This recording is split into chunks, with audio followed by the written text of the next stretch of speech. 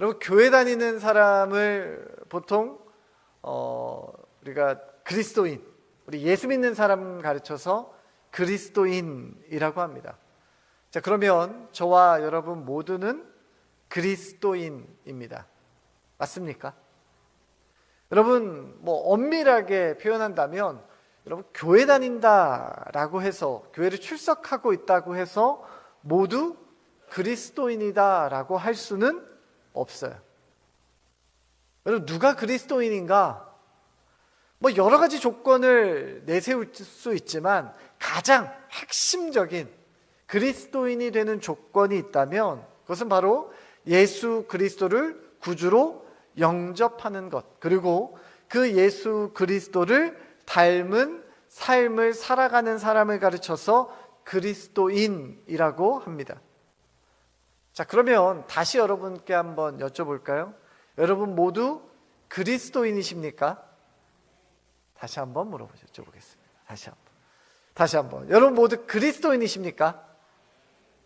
여러분 방금 아멘이라고 하셨는데 그 말에 여러분 책임지셔야 됩니다. 책임지셔야 돼요. 여러분, 우리는 예수 그리스도를 구주로 영접한 그리스도인, 거룩한 성도입니다. 또한 동시에 우리는 예수 그리스도의 삶을 따라가는, 또한 예수님의 명령을 지키는 제자이기도 합니다. 우리가 예수 그리스도를 따른다는 것, 예수님을 닮는다는 것, 우리가 교회에서 종종 쓰는 표현인데, 자, 그러면 도대체 뭘 따르고 예수님의 무엇을 닮는다는 것인가? 마태복음 9장 35절은 이렇게 기록합니다. 우리 같이 읽도록 하겠습니다. 시작. 예수께서 모든 도시와 마을에 두루 다니사 그들의 회당에서 가르치시며 천국 복음을 전파하시며 모든 병과 모든 약한 것을 고치시니라. 예수님이 하신 일을 성경은 크게 세 가지로 구분을 합니다. 첫 번째, 예수님은 가르치셨고요. 두 번째, 천국 복음을 전파하셨고, 세 번째는 모든 약한 것들을 고치시는 일을 하셨습니다. 특별히 예수님은 다니시는 곳마다 많은 병자들과 또 장애인들을 고쳐주셨어요. 자, 그 이유가 뭔가? 단순히 그들이 참 불쌍해서 불쌍한 삶을 살았기 때문인가? 자, 혹은 예수님이 참 대단한 사람이다, 나 참 위대한 사람이다 라는 것을 증명하기 위해서 가는 곳마다 병자를 고치고 귀신을 내쫓고 죽은 사람을 살리고 했던 것인가? 단순히 그의 능력을 보여주기 위함인가? 여러분, 그것은 아닙니다. 예수님께서 그런 놀라운 일들, 병자를 고치고 귀신을 내어쫓고 죽은 사람을 살리셨던 그러한 놀라운 일들을 보여주신 이유는 그 회복이 바로 예수님이 장차 이루실 구원을 먼저 보여주는 샘플이었기 때문에 그래요. 샘플. 여러분, 장애라는 것이 뭡니까? 장애. 여러분, 장애는 영구적인 손상을 가르쳐서 장애라고 해요. 예수님은 그 영구적인 손상인 장애를 회복시켜 주셨던 것처럼 예수님이 우리에게 주시는 구원이라는 것이 무엇이냐? 우리의 영혼에 생겨난 영구적인 손상, 그것을 회복시키는 것을 우리에게 보여주시기 위함이죠. 장애 아이를 키우는 부모님들이 종종 저에게 이렇게 질문할 때가 있어요. 목사님, 왜 저희 아이에게 이런 장애가 생겼습니까? 제가 무슨 큰 하나님께 죄를 지어서 이런 일이 벌어졌습니까? 이 장애 자녀를 키우고 있는 가정에는 늘 이런 꼬리표들이 따라 붙어요. 왜 이런 일이 생겼는가? 여러분, 성경에도 보면 제자들이 날 때부터 시각장애인이었던 사람을 보면서 뭐라고 하냐? 예수님, 이 사람이 장애인이 된 게 저 사람 죄 때문에 그런 겁니까? 아니면 그 부모 죄 때문에 그런 겁니까? 예수님의 제자들도 그렇게 묻습니다. 그런데 2000년이 지났는데 똑같이 저에게도 물어보더라고요. 도대체 누구 죄 때문에 그런 겁니까? 여러분, 제가 그렇게 물을 때마다 뭐라고 대답하는지 아세요? 보통 그렇게 물어보면 아이고 무슨 말씀을요, 그거는 죄가 아닙니다 라고 말할 거라고 생각하시는데, 여러분 저는 이렇게 대답합니다. 맞습니다, 죄 때문입니다 라고 말해요. 여러분, 장애가 생겨난 것은 여러분 죄의 결과물이 맞습니다. 물론 여기서 말하는 죄가 그의 죄거나 혹은 그 부모의 죄를 말하는 것은 아니에요. 장애의 원인이 무엇인가 라고 이야기했을 때 그것은 바로 죄입니다. 여러분, 성경에서 말하는 죄가 뭐예요? 하나님이 온전하게 완전하게 창조하셨던 이 창조가 깨어진 것이 바로 죄입니다. 하나님이 흙으로 사람을 빚으시고 그 코에 생기를 불어 넣으셨어요. 자, 그 생기를 불어 넣으신 완전한 인간이 죄로 인해서 깨어진 것, 즉 하나님께서 만드신 처음 창조하신 그 모습이 정상이라면 죄로 인해서 깨어진 모습은 비정상, 즉 장애라고 볼 수 있어요. 여러분, 예수님이 이 땅에 오셔서 그 장애인들을 고치시는 사역, 그것은 여러분 결국 그럼 무엇을 의미하는 것입니까? 내가 죄로 인해서 깨어진 모든 인간의 영혼을 회복시키겠다. 하나님으로부터 끊어진 너희를 하나님과 다시 연결시키겠다라는 거죠. 단순히 그 사람이 불쌍해서, 단순히 그 사람이 치근해 보여서 예수님께서 고쳐주셨다라기보다는 인간이 하나님과 회복하는 그 구원을 보여주시기 위한 샘플이에요, 샘플. 여러분, 그 관점으로, 이런 관점으로 오늘 본문을 다시 한번 보면 어때요? 단순히 예수님께서 불쌍한 맹인 한 사람 고쳤다? 예수님은 역시 사랑이 많은 분이다? 여러분, 여기서 끝나는 게 아니죠. 오늘 본문엔 분명히 예수님이 그 안에 담아 놓으신 메시지가 그 안에 있는 거예요. 자, 그래서 오늘 본문은 이렇게 시작을 합니다. 자, 마가복음 10장 46절이에요. 우리 같이 읽습니다. 시작. 그들이 여리고에 이르렀더니 예수께서 제자들과 허다한 무리와 함께 여리고에 나아가실 때에 디메오의 아들인 맹인 거지 바디메오가 길가에 앉았다가, 자, 예수님이 지금 제자들과 함께 어디를 향하여 가고 계신가? 자, 목적지가 어딘가라고 했을 때 목적지는 예루살렘입니다. 자, 그리고 지금 예루살렘으로 가는 여정 중에 어디를 지금 지나가고 계신가? 여리고를 지나가고 계세요. 자, 여리고에서 뭔가를 하기 위해서 가신 것이 아니라 통과하는 몇몇 도시 중에 하나가 바로 여리고입니다. 자, 그런데 그 여리고라는 성에 이르렀을 때 한 사람을 그곳에서 만나게 돼요. 자, 그 사람의 이름을 오늘 성경은 바디메오라고 합니다. 바디메오. 자, 여러분, 그런데 이 바디메오라는 것은 정확하게 보면 사람의 이름은 아니에요. 이 바디메오가 지금까지 사람 이름인 줄 아는데 여러분, 사람 이름 아닙니다. 자, 앞에 이 바라는 거는 아람어로 바르라는, 바르.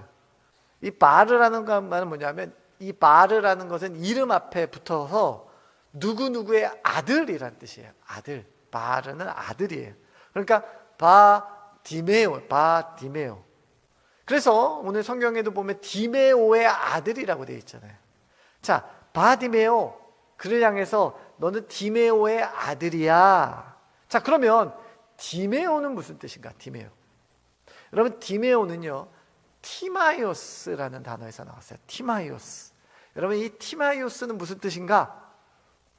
불결하다라는 뜻입니다. 혼돈이라는 뜻이에요.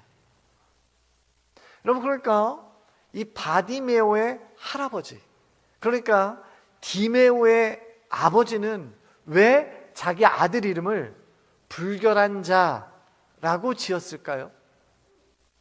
여러분, 아무리 어떤 한 사람의 인생이 비참하고 보잘것없고 아무리 힘든 인생이다 하더라도, 아무리 초라한 인생이라 하더라도 여러분, 아들 이름을 불결한 자라고 짓는 아버지는 없습니다. 자, 그러면 오늘 본문은 우리가 어떻게 이해할 수 있을까요? 여러분, 디메오라는 이름은요, 진짜 그 사람의 이름, 아버지가 지어준 이름이었다라기보다는 사람들이 그를 그렇게 불렀다라는 거예요. 디메오라고, 불결한 자라고. 왜 그를 향해서 불결한 자라고 불렀는지에 대한 자세한 설명은 있지 않아요. 하지만 전체적인 맥락에서 보자면 그의 아버지 역시 어떤 몸에 장애가 있었을 수 있어요. 또는 그가 어떤 사건에 휘말려서 당시 사회에서는 용납할 수 없었던 그런 일에 휘말렸던 사람일 수 있어요. 그래서 그 동네에 있었던, 특별히 여리고에 있었던 많은 사람들이 그를 가르쳐서 불결한 자라고 불렀어요. 불결한 자, 가까이 할 수 없는 자라고 불렀어요. 그런데 그 불결한 자 가정에 아들이 한 명 태어났는데 그 아들 역시 시각 장애, 당시의 죄인이었던 맹인으로 태어났어요. 불결한 자의 아들 역시 불결한 자의 모습으로 태어난 거예요. 결국 그는 구걸하며 먹고 살아야 되는 맹인으로, 거지로 살아야 되는 겁니다. 여러분, 성경이 자세하게 말해주고 있지는 않지만 우리는 이 바디메오라는 이름을 통해서 충분히 유추해 볼 수 있어요. 그 가정이, 바디메오와 그의 아버지 디메오, 그들의 가정이 얼마나 당시 사람들로부터 손가락질을 당했는가, 얼마나 아픔을 겪고 오랜 시간을 살았는가. 사람들이 자신을 향해서 불결하다라고 말하는 것도 부끄러운데 이제는 자기 자식마저 내가 지어준 이름이 뻔히 있음에도 불구하고 사람들은 불결한 자의 아들이라며 손가락질하며 그 장애가 가지고 있는 비참한 모습으로 그를 마치 저주받은 자처럼 대우하며 살아가는 거죠. 여러분, 그 비참한 모습을 설명하는 단어가 46절에 보면 디메오의 아들인 맹인 거지 바디메오가 길가에 앉았다가 이렇게 표현합니다. 그는 맹인이었고 또한 거지였고 또 어디에 앉아 있어요? 길가에 앉아 있는 거예요. 길가에 앉아. 여러분, 제가 성경에 등장하는 이 장애, 여러분, 이것은 누구를 의미한다라고 제가 말씀드렸어요? 죄 아래 깨어져 있는, 하나님과의 관계가 깨어져 있는 우리의 모습이다라고 말씀을 드렸어요.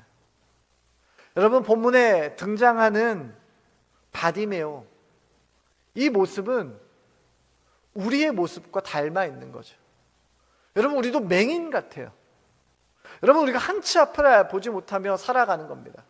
당장 오늘 오후에 어떤 일이 벌어질지 우리는 알 수 없는 인간이에요. 우리의 삶은 멍투성입니다. 멍투성이에요. 왜요? 넘어져요.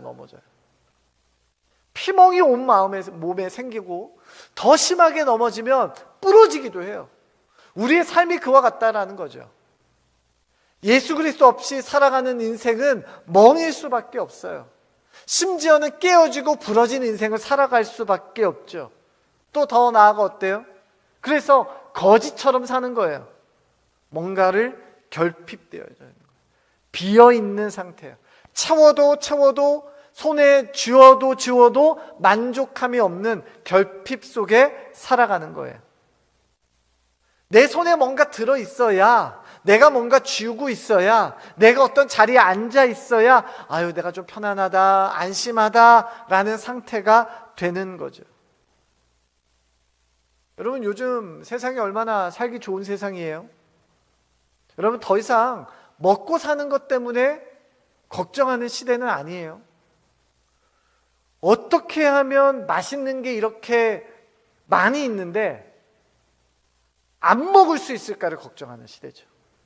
또는 내가 이것을 먹어도 어떻게 하면 살이 안 찔까를 걱정하는 시대지, 먹을 게 없어서 고민하는 시대는 아니에요. 여러분, 사회가 얼마나 빠르게 발전하고 얼마나 살기가 좋아졌어요. 여러분, 그런데 왜 우울증 처방을 받는 환자의 수는 매년 이렇게 증가합니까? 왜 이렇게 공황장애, 왜 이렇게 불안장애를 겪고 있는 사람들이 이렇게 많이 늘어날까요?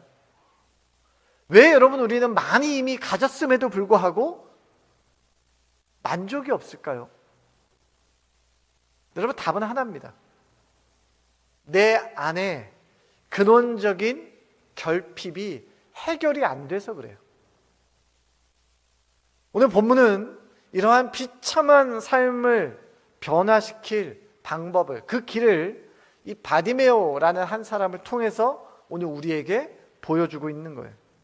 자, 47절과 48절을 같이 한번 읽어보겠습니다. 시작. 나사렛 예수시란 말을 듣고 소리질러 이르되 다윗의 자손 예수여 나를 불쌍히 여기소서 하거늘. 자, 48절입니다. 많은 사람이 꾸짖어 잠잠하라 하되 그가 더욱 크게 소리질러 이르되 다윗의 자손이여 나를 불쌍히 여기소서 하는지라. 자, 이 바디메오라는 이 거지가 예수님이 지나가신다라는 이야기를 듣자 사람들이 웅성웅성하는 소리가 들리자 이 소리를 치기 시작하는 거예요. 다윗의 자손 예수여 나를 불쌍히 여기소서. 여러분, 제가 지금 이 강단이라 좀 부드럽게 이렇게 이야기했지만 아마 현장을 본다면 아마 많은 사람들이 예수님 주변을 둘러싸고 있었을 테니 아마 이렇게 부드럽게 이야기했다면, 다윗의 자손 예수여 나를 불쌍히 여기소서 이렇게 부드럽게 얘기했다면 예수님은 아마 못 들으셨을 겁니다. 아마 바디메오는 고래고래 소리를 질렀을 거예요. 아마 목청이 터져라 외쳤을 것입니다. 다윗의 자손 예수야 이렇게. 얼마나 소리를 크게 질렀던지 주변에 있는 사람들이 시끄럽다고 조용히 하라고 말릴 정도였잖아요. 주변의 사람들이 시끄럽다고 조용히 해라 라고 말려도 바디메오는 멈출 생각이 없었어요. 예수님 들으라고 고래고래 보이지도 않는 그 예수님을 향해서 소리를 지릅니다. 자, 그러자 예수님이 그 사람을 부르세요. 자, 그리고 그에게 물으십니다. 자, 51절입니다. 우리 같이 읽어보도록 하겠습니다. 시작. 예수께서 말씀하여 이르시되 내게 무엇을 하여 주기를 원하느냐? 맹인이 이르되 선생님이여 보기를 원하나이다. 예수님이 묻는 거죠. 뭘 원하니? 그러자 바디메오는 기다렸다는 듯이 대답해요. 선생님, 보기를 원합니다. 보기를 원합니다. 바디메오 머릿속엔 두 가지 생각이 있어요. 첫 번째, 나를 지금 힘들게 하는 이 앞을 보지 못하는 상황에서 나는 지금 벗어나고 싶다라는 생각. 둘째, 지금 내 앞에 있는 이 예수라는 사람은 나를 보게 할 능력이 있다. 이 두 가지입니다. 여러분, 우리가 오늘 바디메오를 통해서 배워야 할 믿음에 있다면 그것은 바로 그가 가지고 있었던 바로 이러한 선명함이에요. 선명함. 뭐에 대한 선명함이냐? 이 하나님의 능력에 대한 설명함. 그리고 그 일이 내게 일어날 것에 대한 선명함. 다시 한번 뭐라고요? 하나님이 그럴 능력이 있으시다는 선명한 믿음과 분명히 확실히 그 일이 내게 일어날 것에 대한 선명한 믿음. 여러분, 그 믿음의 결론이 뭐였어요? 보기를 원합니다 라는 것. 그거 하나였어요. 여러분, 바디메오가 처음부터 이런 믿음을 가졌을까요? 여러분, 그렇지 않아요. 여러분, 앞에 읽은 46절 보면 지금까지 봐도 바디메오의 삶은 어땠어요? 여러분, 그가 살았던 주된 삶의 터전은 길가예요. 길가. 그냥 지나가는 사람들 불러서 구걸해서 그냥 하루하루 먹고 사는 길가. 여러분, 길가에 앉아있는 바디메오를 한번 머릿속에 한번 떠올려 보세요. 상상해 보세요. 지금까지 그는 어깨가 그냥 축 처져서 무기력하고 아무 희망도 없고 아무 소망도 없는 그러한 삶을 지금껏 살았어요. 그런데 그런 그가 꿈도 못 꿀 내 눈이 보게 될 것이다, 내 인생이 바뀔 것이다 라고 꿈을 꿀 수 있었던 출발이 뭐예요? 바로 예수님에 대한 소문을 들었을 때예요. 그리고 그것이 실현됐을 때가 언제예요? 예수님을 직접 만났을 때예요. 여러분, 오늘날 그리스도인들이 놓치고 있는, 많은 그리스도인들이 놓치고 있는 게 바로 이거예요. 선명함이 없다라는 것이죠. 그죠? 뭐 물에 술 탄 듯 술에 물 탄 듯 밍숭밍숭하다는 거예요. 되면 좋고 안 되면 말고, 되면 좋고 안 되면 말고. 여러분, 저는 오늘날의 사단의 전략이 아닐까라는 생각이 들어요. 우리가 하나님 앞에 기도할 때 간절한 부르짖음, 여러분 가장 최근에 하나님 앞에 간절하게 부르짖은 기억이 있으세요? 아마 내 삶에 어마어마한 일이 생기면, 엄청난 일이 생기면 병원에서 이거 자세히 한번 검사를 해봐야 되겠는데요? 라는 말을 들으면 그제서야 간절해지는 거죠. 갑자기 내 안에, 내 삶에 경제적인 위기가 찾아오면 그제서야 간절해지는 거예요. 그 전까지는 어때요? 간절함이 사라지는 거죠. 기도했는데 들어주시면 감사하고 안 들어주시면 뭐 어쩔 수 없고, 이렇게 사는 거죠, 신앙생활을. 여러분, 저는 대표적인 게 교회마다 붙어있는 숫자가 아닐까라는 생각이 듭니다. 저는 교회 표나 이렇게 목표에 숫자 쓰는 걸 그렇게 좋아하지는 않아요.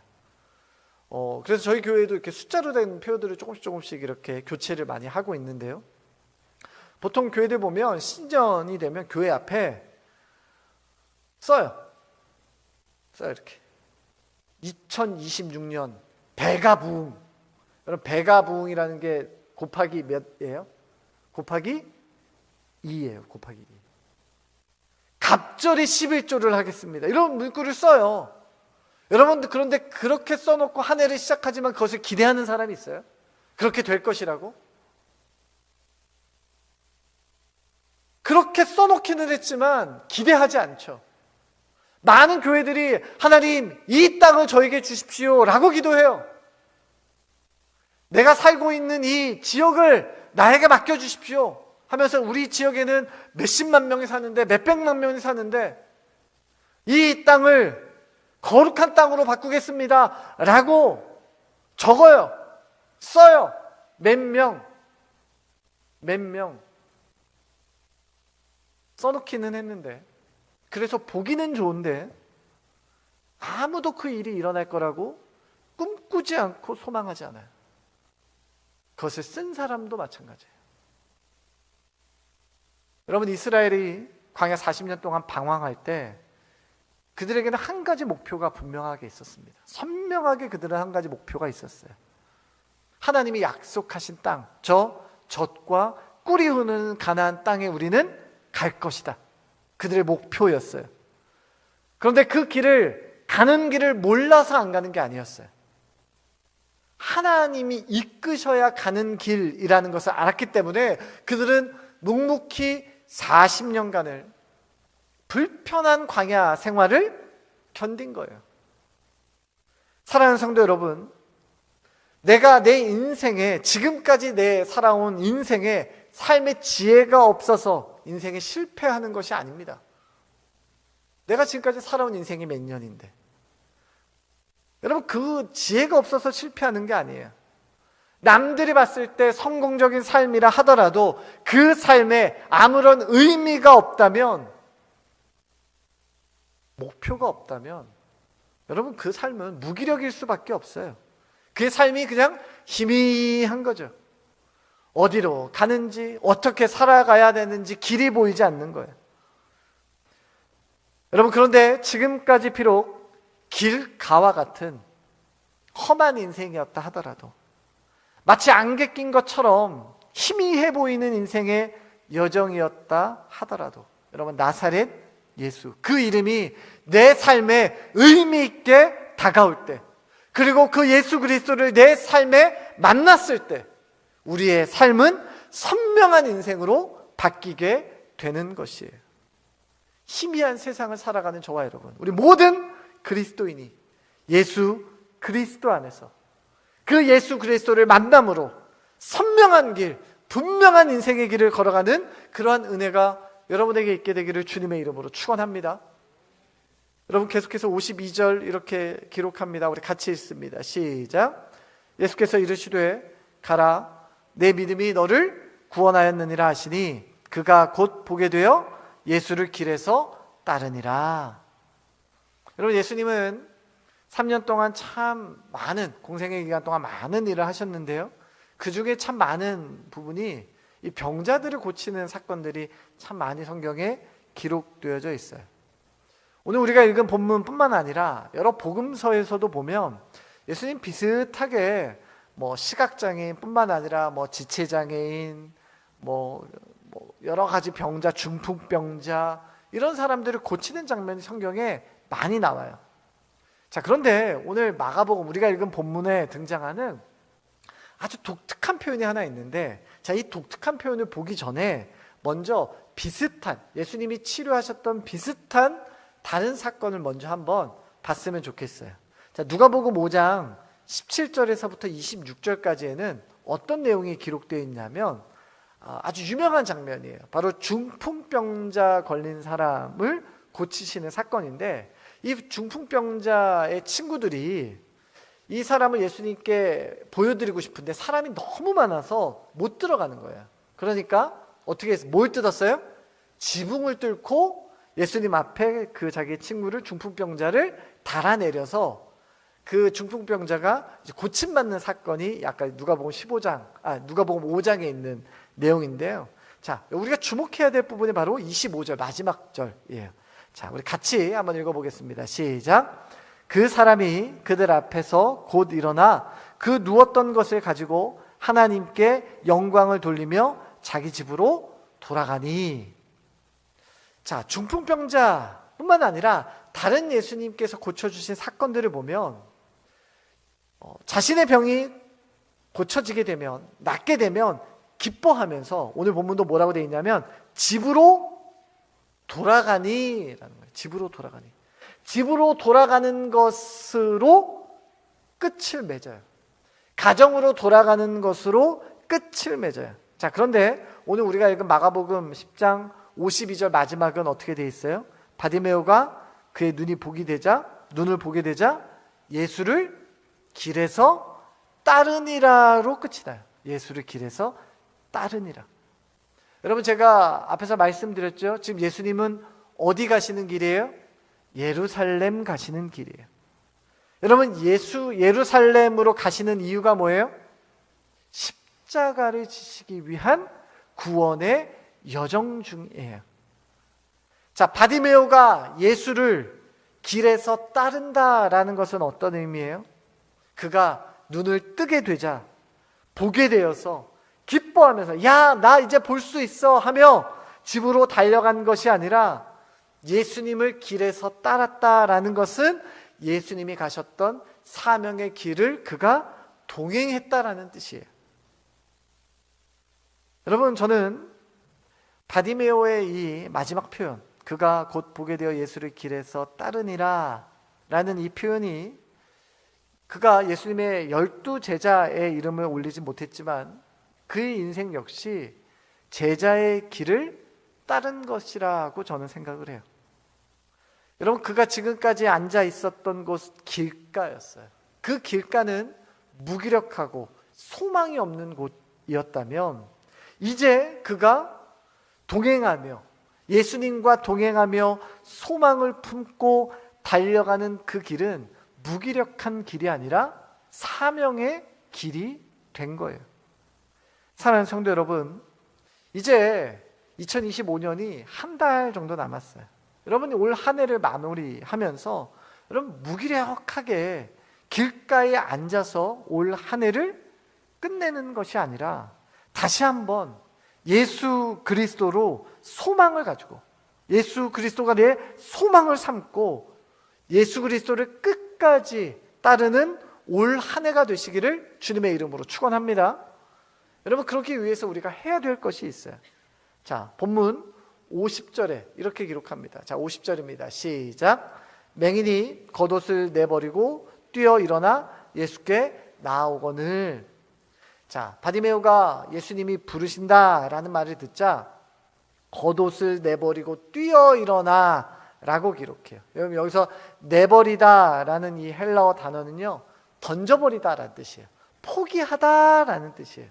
그러니까 잠시 벗어두거나 잠시 맡겨두는 것을 의미하는 것이 아니라 뒤도 돌아보지 않고 던져버리다라는 뜻이에요. 던져버리다. 여러분, 우리가 예수님을 따른다라고 이야기했을 때, 예수님이 가셨던 그 제자, 예수님이 가셨던 길을 쫓아 제자의 삶을 살아간다라고 이야기했을 때 꼭 필요한 것이 바로 뭐냐? 내 손에 쥔 것을 뒤도 돌아보지 않고 포기하는 것이 필요해요. 여러분, 바디메오가 그의 생존에 꼭 필요했던 그 소중했던 필수 물품이었던 겉옷을 내버릴 수 있었던 이유가 뭐예요?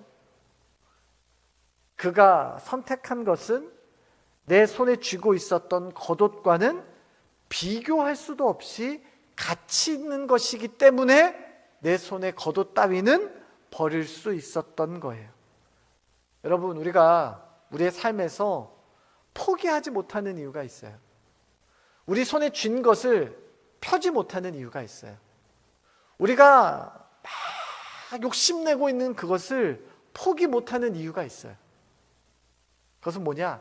아까워서가 아니고요, 미련이 있어서가 아니고요, 내가 욕심 많은 사람이라서 그런 것이 아니고요, 내가 세속적이라서 그런 것이 아니고요, 그 이유는 내가 더 가치 있는 것을 발견하지 못했기 때문에 그래요. 여러분, 마가복음 10장 17절부터 22절, 그러니까 우리의 오늘 본문에 바로 앞에 있는 내용을 보면 어떤 내용이 기록되어 있냐? 예수님을 찾아온 어떠한 부자 청년의 이야기가 나와요. 여러분, 그 부자 청년에게 예수님이 마지막에 하신 말씀이 뭐냐? 너의 재산을 다 팔아다가 가난한 사람들한테 나눠주고 와서 나를 따르라 였어요.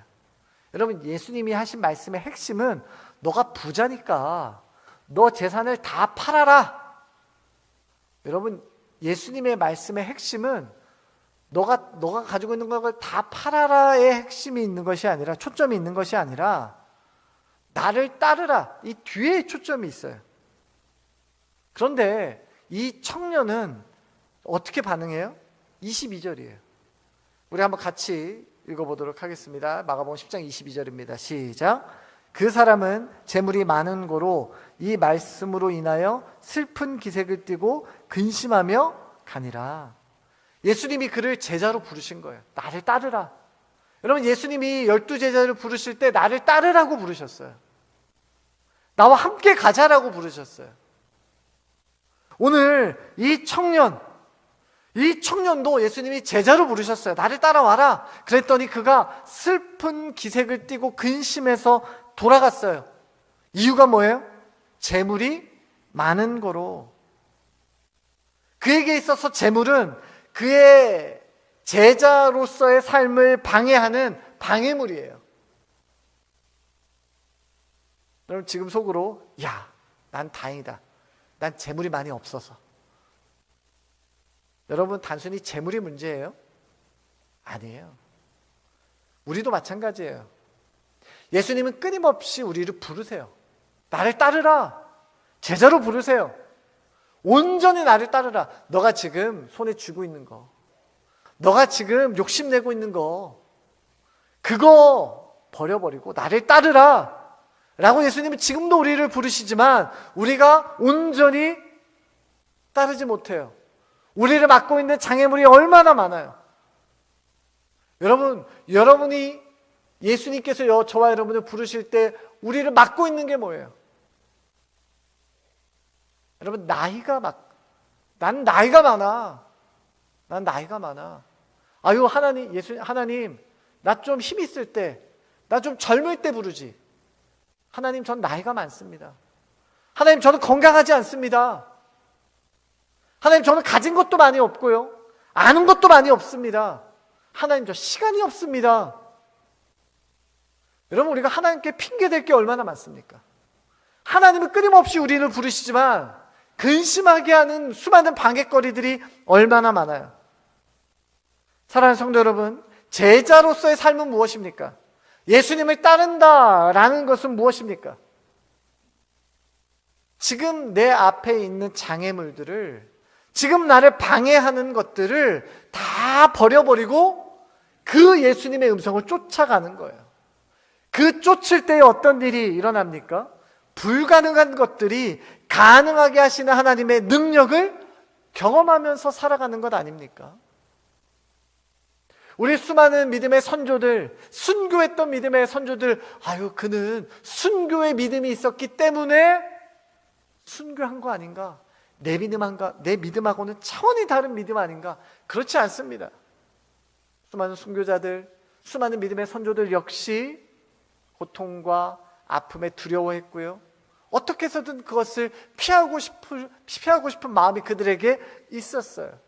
그런데 그들은 오직 예수 그리스도, 참된 능력이 되신 예수 그리스도를 선명하게 바라보고 오직 그분을 따르기 위해서 모든 것들을 헌신했을 때 불가능한 것들이 가능하게 되는 예수 그리스도의 능력을 그들의 삶 가운데 체험하며 살아갈 수 있었던 거예요. 여러분, 과거 단 한 번이 아니라, 어쩌다 한 번이 아니라 저와 여러분의 삶이 매일매일 순간순간 예수 그리스도와 동행하며, 또한 예수님과 동행할 때에 우리의 일상에서 놀라운 기적을 경험하는 여러분 되시기를 주님의 이름으로 축복합니다. 나의 영혼이 새롭게 되는 기적을, 내 삶이 바뀌게 되는 기적을, 내가 포기하지 못했던 것들이 기꺼이 포기되어지는 기적을,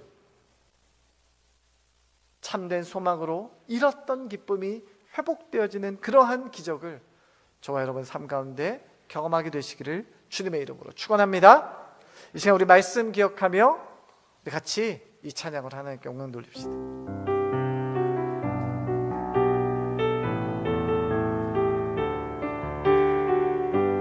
슬픈 마음 있는 자, 슬픈 마음 있는 자, 뭔가요 못 병든 자, 누구든지 부르시오.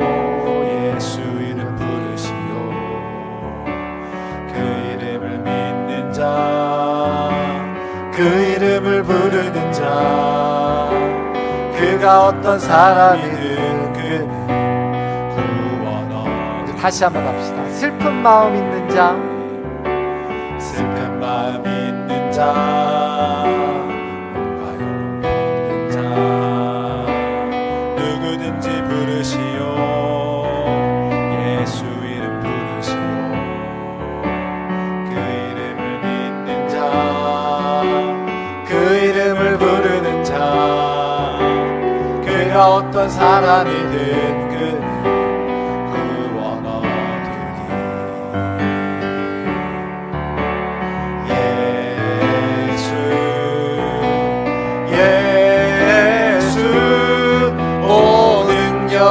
그 이름 예수 나 외쳐 부르네.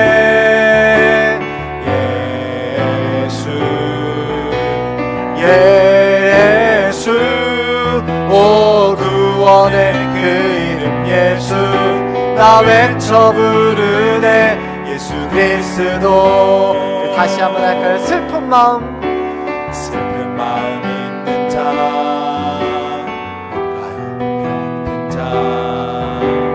누구든지 부르시오.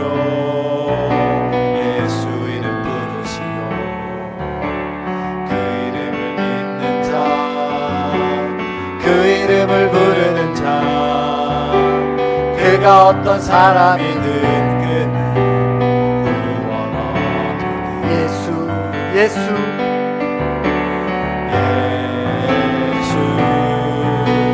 예수 오 능력의 그 이름 예수 나 외쳐 부르네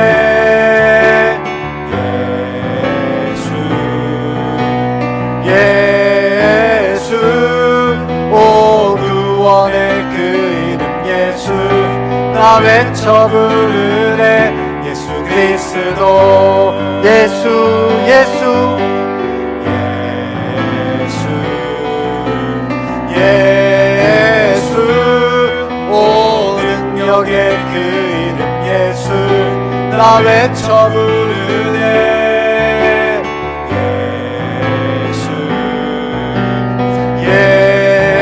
예수 오 구원의 그 이름 예수 나 외쳐 부르네 예수 그리스도.